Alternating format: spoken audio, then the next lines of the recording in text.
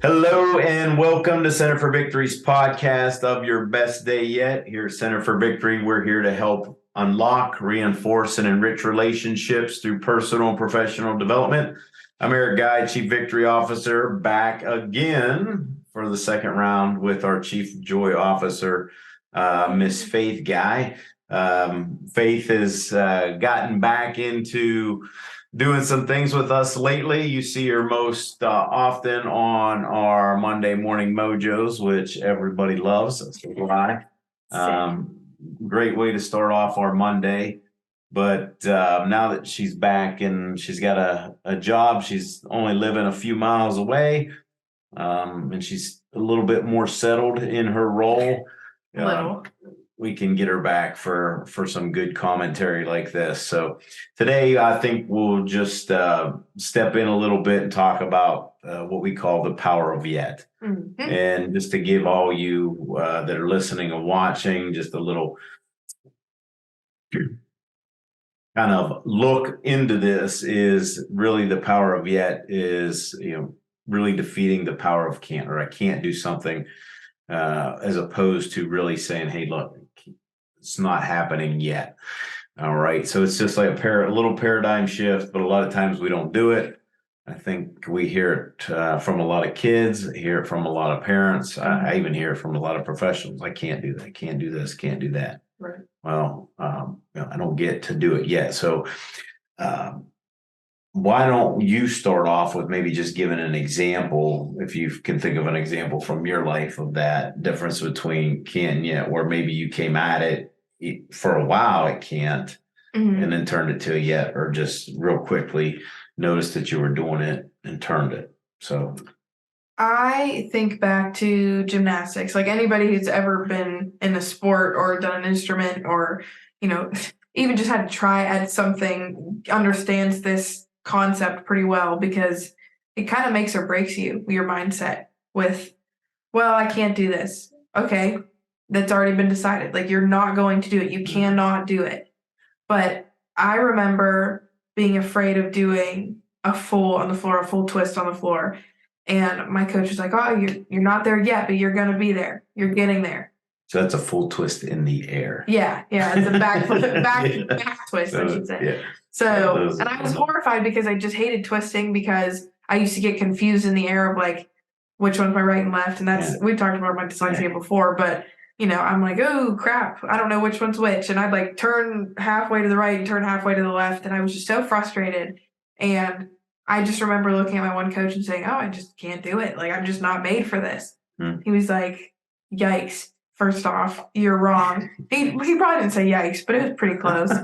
And he was like, well, you get to learn how to do this. Like, you're not there yet, but you will be. And I just remember hearing that, and I literally went up there and did the exact same. I fell on my face again. I fell on my face. It's not like an immediate thing. It is, you have to wait and you have to work for it. Like, it's not dismissing the fact you have to work for something and you've worked really hard for it, but it's admitting to yourself that, oh, I'm not there yet, but I will be. There's always room to improve. And eventually I did get the skill, and then I competed it, and it was fine. It was perfectly fine because I didn't have it yet, but working at it allowed me to get there. So it was great. It was more than fun. Yeah. So, yeah, I mean, this whole idea, I mean, that's a great example. But this whole idea of, we always talk a lot about, and this goes through life, and this is in, professionally even, the difference between I have to do something versus I get to do something. Yeah. That is a big shift, because it's like, even like with my work, like I can get up every morning and say, oh, I have to do this. Like, that's not a good place to start. Yeah. It really isn't. Like, because if I have to do it, then it seems like a chore. Now, granted, I want to be doing something I love to do, right? Which I do.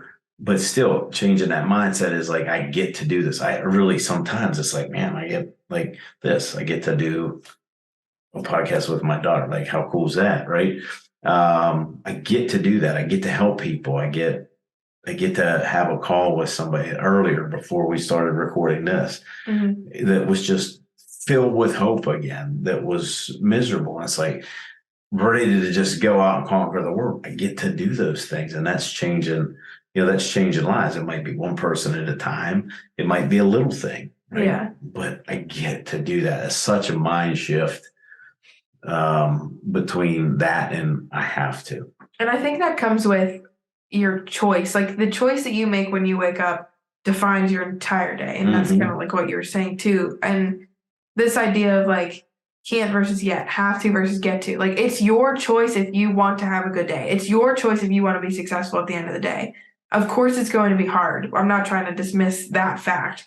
Nothing ever goes the smooth path you think it's going to be. There will be bumps. There will be whatever on your path, on your trail. You might not even be on the right trail sometimes, but like the fact that you can just wake up and have the ability to say, oh, I can make this day whatever I want it to be is just often taken for granted. Like I take that for granted all the time, especially when it's a Monday morning and my mojo is not fully there. And I'm waking up going to school and I'm like, oh man, if they talk over me today, if I have to repeat myself more than 3 times, I'm gonna be so mad. But I get to know these students. I get to know the people I work with. I get to learn how to unjam the copier, even just like the little things. But it is fun because eventually I can help somebody else do it. And that's right. And it is like the little things. And a lot of times I think people get maybe annoyed. Who knows? I try to, block it out with being optimistic. But, it's your job. Yeah. If you want to have a good life, you have to make it. If you want to do something, get there. You might not be there yet, but you'll get there. You have to work at it.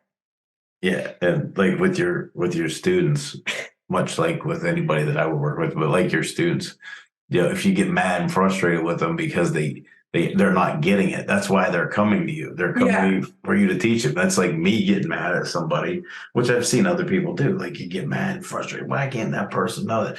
Well, I wouldn't have a job if they didn't know how to do it. It's like, what the? If they start coming to me teaching them how. Yeah. So, which would be great. And that's what you ultimately want. But, a lot of times we just not yet. Yeah. We won't yet. It's not yet.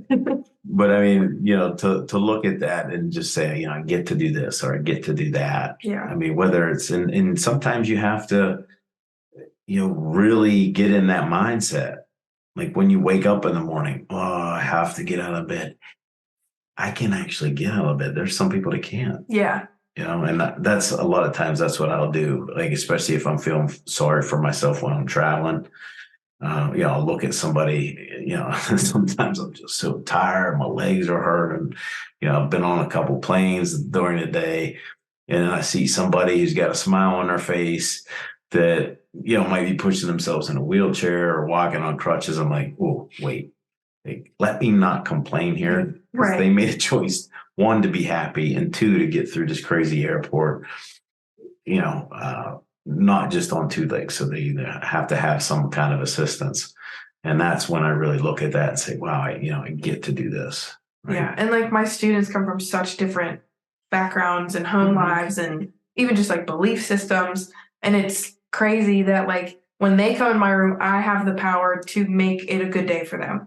Because not only am I teaching them math or ELA or whatever, I'm also teaching them life skills and social skills and, everything under the sun. I'm teaching them while they're teaching me. So it's not like, and they don't make that choice. They're not like, oh, hey, I'm just going to teach Miss Guy how to do this today. It's, they just do it because they're who they are. But I'm making the choice every day to say, okay, even though they might drive me just a tad bit crazy sometimes, I get to teach them. I get to shape them into the person that they're going to be. I get to watch them be successful someday.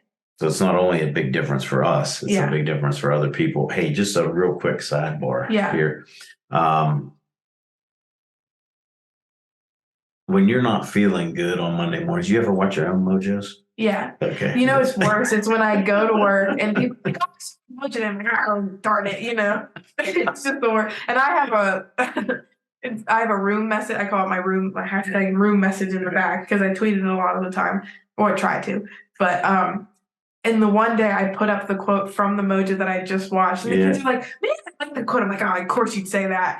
So it's always when you like don't want it to happen. Didn't you have? Speaking of that, and this would be a good way to end it if you can remember. I know I didn't prepare you for this, but I get to answer this. Yeah, you get to answer this with limited knowledge. Maybe you have the knowledge. I just don't know if you can remember, but you had one of those board messages about the difference between have to and get to. Do you remember it or not? Like, was it on my letterboard or was it one of my room messages? I can't remember. Because I just had a room message about every day you show up, you get the choice to be the student you want to be the friend you want to be. Yeah. And even if you're not there yet, something, I don't know. It was very poetic. Yeah.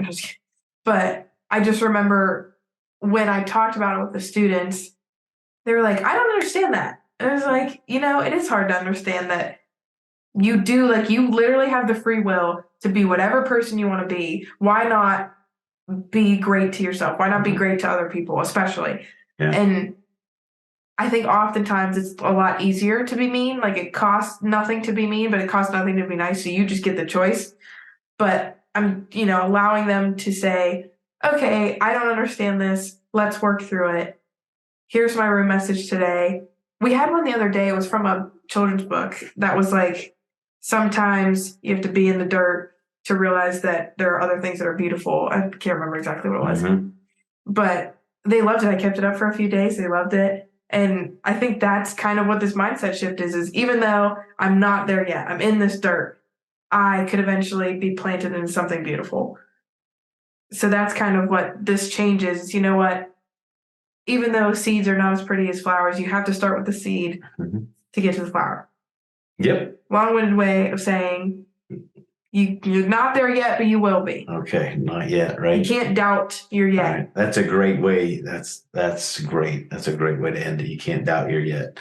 Wow, I like that. I'll have to write that one down. Might have to use it for Monday. So good way to end. I just thought of something as we're talking about, with you here now, I get to be happy. I get to express joy. So let's remember that as we go into this week, whenever you're listening to this or you're going into a weekend, doesn't matter when, but, we get to be happy. We get to choose joy. We get to go out there and make a difference. So it's all for today. Keep us in mind, give us a like, subscribe to the channel if you'd like to. You can find us at centerforvictory.com. And just remember, wherever you're at, whatever you're doing, make this your best day yet. We'll see you soon.